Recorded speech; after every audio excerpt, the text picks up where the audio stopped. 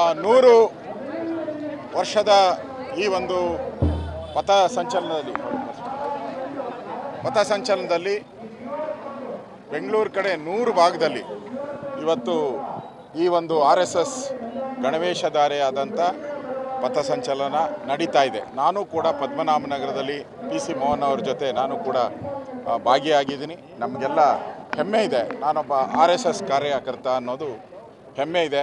ಮಾತೃಭೂಮಿಗೋಸ್ಕರ ಯಾವುದೇ ಸಂದರ್ಭದಲ್ಲಿ ಮಾತೃಭೂಮಿಗೆ ಕಷ್ಟ ಬಂದಾಗ ಮಾತೃಭೂಮಿ ಜೊತೆ ಭಾರತದ ಜೊತೆ ನಿಲ್ಲುವಂಥ ಒಂದು ಟ್ರೈನಿಂಗ್ ನಮಗೆ ಕೊಟ್ಟಿದ್ದಾರೆ. ದೇಶದಲ್ಲಿ ಏನೇನು ಸಮಸ್ಯೆಗಳು ಬಂದಾಗ RSS ಭಾರತದ ರಕ್ಷಣೆ ಮಾಡುವಂಥ ವಿಚಾರದಲ್ಲಿ ಯಾವುದಾದ್ರೂ ಒಂದು ಸಂಸ್ಥೆ ಈ ಹಿಂದೂಸ್ತಾನದಲ್ಲಿ ನಿಂತಿದೆ ಅಂದರೆ ಅದು RSS ಮಾತ್ರ. ಆ ರೀತಿಯಾದಂಥ ಒಂದು ಟ್ರೈನಿಂಗನ್ನು ಕೊಡುವಂಥ ಒಂದು ರಾಷ್ಟ್ರ ಪ್ರೇಮವನ್ನು, ಭಾರತದ ಬಗ್ಗೆ ಗೌರವವನ್ನು, ಪ್ರೀತಿಯನ್ನು, ರಾಷ್ಟ್ರ ಪ್ರೇಮವನ್ನು ಬೆಳೆಸುವಂಥ ಒಂದು ಸಂಸ್ಥೆ RSS. ಇವತ್ತು ಅದಕ್ಕೆ 100 ವರ್ಷ ತುಂಬಿದೆ. 100 ಕಡೆ ಇವತ್ತು ಬೆಂಗಳೂರಲ್ಲಿ ಮಾಡ್ತಾಯಿದ್ದೀರಿ. ಇವತ್ತು ನಾನು ಕೂಡ ಭಾಗವಹಿಸಿದ್ದೀನಿ, ಹೆಮ್ಮೆ ಇದೆ. ಇವಾಗ ಸಂಘದ ಪ್ರಾರ್ಥನೆ ನಮಸ್ತೆ ಸದಾವತ್ಸಲೆ ಮಾತೃಭೂಮಿ ತ್ವಯಾ ಹಿಂದೂ ಭೂಮಿ ಸುಖಂ ವರ್ಧಿತೋಹಂ ಆ ಗೀತೆಯನ್ನು ಹಾಡೋ ಮುಖಾಂತರ ಇವತ್ತು ನಮ್ಮ ಇದು ಪಥಸಂಚಲನ ಪ್ರಾರಂಭ ಆಗಿದೆ. ಈ ಒಂದು ಕಾರ್ಯಕ್ರಮದಲ್ಲಿ ಭಾಗವಹಿಸಿರುವ ಹೆಮ್ಮೆ 100 ವರ್ಷದಲ್ಲಿ ನನಗೆ ಪುಣ್ಯ, ಆ ಒಂದು ಯೋಗ ನನಗೆ ಸಿಕ್ಕಿದೆ. ಯಾರ್ಯಾರು ಭಾಗವಹಿಸಿದ್ದಾರೆ ಅವರೆಲ್ಲರೂ ಕೂಡ ಇವತ್ತು ಪುಣ್ಯವಂತರು ಅಂತ ನಾನು ತಿಳ್ಕೊಂಡಿದ್ದೀನಿ. ಸರ್, ಈಗ ನೀವು 100 ಇಯರ್ಸ್ ಸೆಲೆಬ್ರೇಷನ್ ಮಾಡ್ತಾ ಇದ್ದೀರಿ ಪಥಸಂಚಲನ. ಕಾಂಗ್ರೆಸ್ ಹೇಳುತ್ತೆ RSSನ ಬ್ಯಾನ್ ಮಾಡಬೇಕು ಅಂತ ಪದೇ ಹೇಳ್ತಾ ಇರಿ. RSS ಬ್ಯಾನ್ ಮಾಡೋಕ್ಕೆ ನಾ 3 ಬಾರಿ ಪ್ರಯತ್ನ ಮಾಡಿದೆ, ಅಂತ ಇಂದಿರಾ ಗಾಂಧಿ ಕೈಲೇ ಆಗಲಿಲ್ಲ. ಇನ್ನು ಈಗ ನರೇಂದ್ರ ಮೋದಿಯವರೇ RSS, ಅಮಿತ್ ಶಾ ಅವರೇ RSS, ದೇಶದ ರಾಜ್ಯಪಾಲರುಗಳು ಬೇಕಾದಷ್ಟು ರಾಜ್ಯಪಾಲರು ಎಲ್ಲ RSS ಅವರು.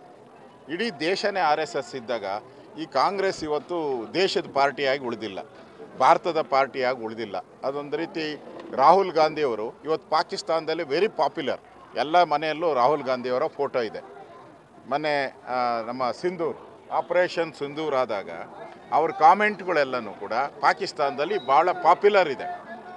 ಅಂಥ ವ್ಯಕ್ತಿ ಇವತ್ತು ಭಾರತದ ಬಗ್ಗೆ ಮಾತಾಡ್ತಾರೆ, RSS ಮಾತಾಡ್ತಾರೆ ಅಂದರೆ ಅವ್ರಿಗೆ ನಿಜಕ್ಕೂ ಭಾರತದ ಇತಿಹಾಸ ಗೊತ್ತಿಲ್ಲ.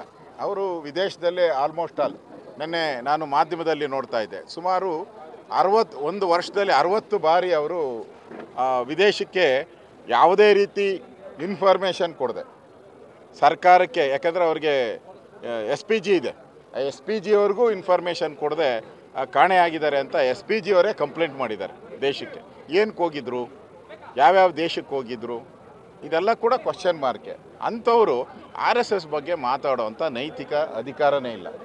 ಇವತ್ತು ಯಾವುದಾದ್ರೂ ಒಂದು ರಾಷ್ಟ್ರ ಪ್ರೇಮವನ್ನು ಕೊಡುವಂಥ ಸಂಸ್ಥೆ RSS. ಇವ್ರಿಗೆ ಆ ರಾಷ್ಟ್ರ ಪ್ರೇಮನೂ ಇಲ್ಲ, ಓಟಿನ ಪ್ರೇಮ ಇವ್ರಿಗೆ. ಕಾಂಗ್ರೆಸ್ ಅವರಿಗೆ ಓಟಿನ ಪ್ರೇಮ, ನಮಗೆ ರಾಷ್ಟ್ರ ಪ್ರೇಮ. ಅಕಸ್ಮಾತ್ ದೇಶದಲ್ಲಿ ಮೊದಲು ಯಾವುದು ಅಂತಂದರೆ ನಾವು BJP ಅಂತ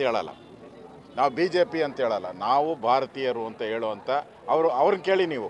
ನಾವು ಸೋನಿಯಾ ಗಾಂಧಿಯವರು, ರಾಹುಲ್ ಗಾಂಧಿ ಕಡೆಯವರು ಅಂತಾರೆ. ನಾವು ಯಾವತ್ತೂ ಹಂಗೆ ಹೇಳಲ್ಲ. ನಾವು ಭಾರತದ ಪುಣ್ಯಭೂಮಿ, ಜನನಿ ಜನ್ಮಭೂಮಿ ಸ್ವರ್ಗಾದಪಿ ಗರೀಸಿ ಅನ್ನೋ ಹೇಳುವಂಥ ಜನ ನಾವು. ಅವ್ರು ಹಂಗಲ್ಲ. ಅವರು ಹೇಳಿದಾರಲ್ಲ DK ಶಿವಕುಮಾರ್ ಅವರು, ನಾನು ಕಾಂಗ್ರೆಸ್ಸವನು, ಕಾಂಗ್ರೆಸ್ಗಾಗೆ ಇದ್ದೀನಿ, ಕಾಂಗ್ರೆಸ್ಗಾಗೆ ಸಾಯ್ತೀನಿ ಅಂತ ಹೇಳಿದ್ದಾರೆ. ನಾವು ಹಂಗಲ್ಲ, ನಾವು ದೇಶಕ್ಕಾಗಿದ್ದೀರಿ, ದೇಶಕ್ಕೋಸ್ಕರ ಸಾಯ್ತೀನಿ ಅಷ್ಟೇ. ಸರ್, ಮತ್ತೊಂದು ಕಡೆ ಇವತ್ತು DK ಶಿವಕುಮಾರ್ ಅಂತ ಹೇಳಿ JP ಪಾರ್ಕ ಮುನಿರತ್ನ ಅವರಿಗೆ ಅವಮಾನ ಮಾಡಿ ನೋಡಿ, ಸರ್ಕಾರದ ದುಡ್ಡಲ್ಲಿ ಮಾಡ್ತಾ ಇರೋ ಕಾರ್ಯಕ್ರಮ, ಪೇಜ್ಗಟ್ಟಲೆ ಅಡ್ವರ್ಟೈಸ್ಮೆಂಟ್ ಕೊಟ್ಟಿದ್ದಾರೆ, ಸರ್ಕಾರಿ ಕಾರ್ಯಕ್ರಮ ಅಂತ. ಅಲ್ಲಿನ ಲೋಕಲ್ MLAನ MP ಖರೀದಿ ಮಾಡಿ ಅವಮಾನ ಮಾಡಿದ್ದಾರೆ, ಸಂವಿಧಾನಕ್ಕೆ ಅಗೌರವ ತಂದಿದ್ದಾರೆ, ಪ್ರಜಾಪ್ರಭುತ್ವಕ್ಕೆ ಅಗೌರವ ತಂದಿದ್ದಾರೆ. ಈ ದೇಶದ ಮೇಲೆ ಎಮರ್ಜೆನ್ಸಿ ತಂದು ಎಲ್ಲರನ್ನ ಜೈಲಿಗಟ್ಟದಂಥ ಪಾರ್ಟಿ ಕಾಂಗ್ರೆಸ್ಸು.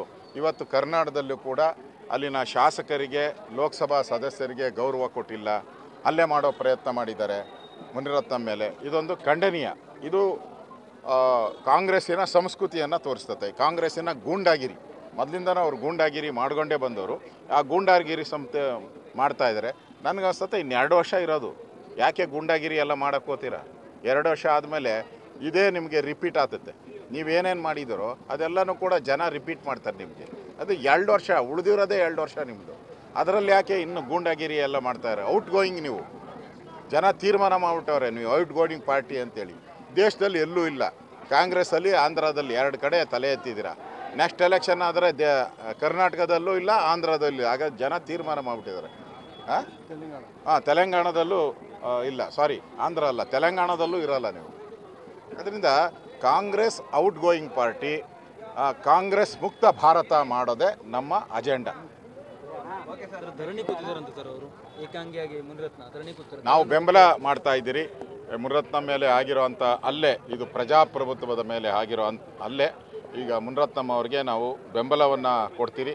ಪೊಲೀಸರು ಅವ್ರಿಗೆ ಕೂಡಲೇ ರಕ್ಷಣೆಯನ್ನು ಕೊಡಬೇಕು ಅಂತೇಳಿ ನಾನು ವಿರೋಧ ಪಕ್ಷದ ನಾಯಕನ ಆಗಿ ಆಗ್ರಹವನ್ನು ನಾನು ಮಾಡ್ತಾಯಿದ್ದೀನಿ.